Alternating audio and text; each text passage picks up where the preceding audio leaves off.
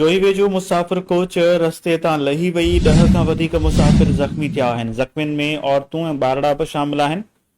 Breaking news अवां सां share कयूं पिया। जोही वेझो मुसाफ़िर कोच रस्ते तां लही वई आहे। नतीजे में 10 खां वधीक मुसाफ़िर ज़ख़्मी थिया आहिनि। मुसाफ़िर कोच वाही पांदीअ खां हैदराबाद वञी रही हुई त हीउ हादसो पेश आयो। ज़ख़्मी DHQ ऐं जोही अस्पताल मुंतक़िल कया विया आहिनि। ज़ख़्मियुनि में ॿार ऐं औरतूं बि शामिल आहिनि। हादसो टायर बर्स्ट थियण सबबि पेश आयो। पुलिस जो मौक़िफ़।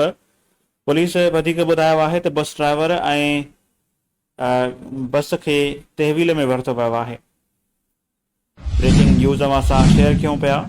जोही वेझो मुसाफ़िर कोच रस्ते तां लही वई, 10 खां वधीक मुसाफ़िर ज़ख़्मी थिया आहिनि, जिन खे अस्पताल पहुचायो वियो आहे।